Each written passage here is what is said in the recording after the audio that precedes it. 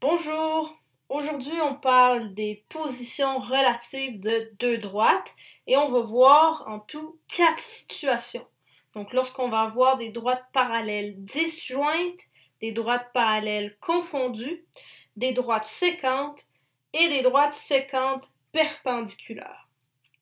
Donc, on commence par les droites parallèles disjointes. On a deux conditions pour que on puisse avoir justement des droites parallèles disjointes et il faut qu'on ait le même taux de variation, mais une valeur initiale différente. Donc, comme on peut voir sur le graphique ici, les droites sont clairement parallèles, c'est-à-dire qu'elles vont jamais se toucher, mais elles partent à des valeurs initiales ou des ordonnales origines qui sont différentes. Je donne un exemple. Ici, en fait, les droites qui sont sur le graphique, ce sont ces droites-ci.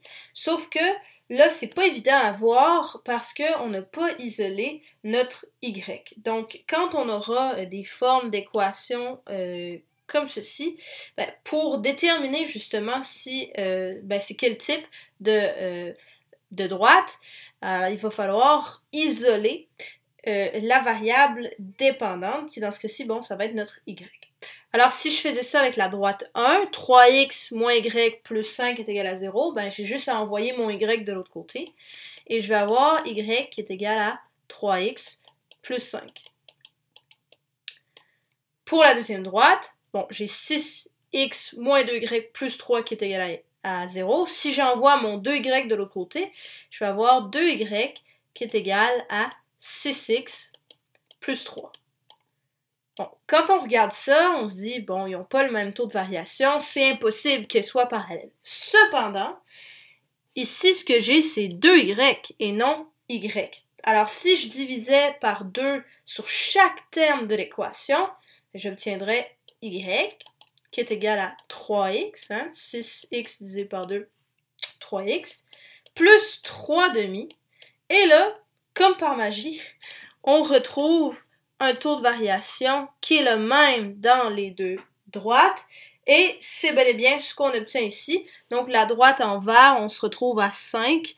Alors la droite en vert serait celle qui est ici. Et la droite en bleu, on est environ là, 3,5. 3,5 c'est 1,5.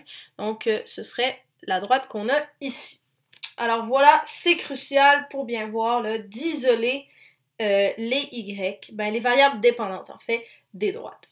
Donc ça c'est pour les droites parallèles disjointes. Maintenant pour les droites parallèles qui sont confondues, en fait les conditions c'est qu'elles ont le même taux de variation et la même valeur initiale. Donc en d'autres mots, c'est la même équation pour les deux droites. Donc ici on le voit pas bien évidemment, mais en fait il y en a deux qui sont l'une par-dessus l'autre, sauf qu'on voit une seule couleur, parce que elles sont pareilles. Donc ici, j'ai déjà une forme qui est isolée, y est égal à moins 2x moins 3. Maintenant, reste à savoir si cette forme-là, cette droite-là, est une droite parallèle confondue. Alors j'ai 8x plus 4y plus 12, qui est égal à 0. Je vais envoyer mon y de l'autre côté. Je vais donc avoir 8x plus 12 qui est égal à moins 4y. Et je veux juste voir les y apparaître. Donc je vais diviser par 4 partout. En fait, par moins 4 partout. Donc je vais avoir ici 8 divisé par moins 4 va me donner moins 2x. 12 divisé par moins 4, ça va me donner moins 3. Et ça va me donner... en fait, c'est égal à y. Et comme on peut voir, on a bel et bien le même taux de variation qui est de moins 2 dans les deux cas. Et la même valeur initiale qui est de moins 3 dans les deux cas aussi. Donc, on est bel et bien en présence de droites parallèles confondues. Ensuite, pour les droites séquentes, il y a une seule condition.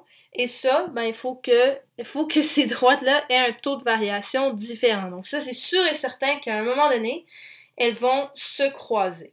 Donc, comme sur l'exemple ici, y est égal à 3x plus 2 et y est égal à moins 2x plus 4. Bon, c'est assez simple à voir. Ici, j'ai pas d'isolation à faire. J'ai un taux de variation de 3, ici un taux de variation de moins 2. Alors c'est sûr et certain qu'elles vont se croiser. Et bon, sur mon graphique, la droite en bleu correspond bien évidemment à la droite décroissante, donc à D2. Et la droite en vert, c'est la droite croissante, donc D1. Finalement, avec les droites perpendiculaires, il faut, ça c'est une condition assez spéciale, il faut en fait que la multiplication des deux taux de variation soit égale à -1. Donc si j'ai encore deux formes qui sont déjà isolées, donc j'ai pas d'étape supplémentaire à faire, mais quand je regarde ça, bon, j'ai 4x comme taux de variation ici, et ben on fait 4. Et si j'ai moins x sur 4, donc un taux de variation de -1/4. Alors, pour vérifier si elles sont perpendiculaires, il faut que je fasse le taux de variation 1 fois le taux de variation 2 et que ça soit égal à -1. Alors, c'est ce que je vais faire. Je vais faire 4 fois -1/4 et, bon, comme par magie, ça donne bel et bien -1. Donc, on a présence de droite perpendiculaire et si on calculait l'angle ici, là, ce serait vraiment de 90 degrés. Et dans ce cas-ci, la droite en bleu, c'est mon D1.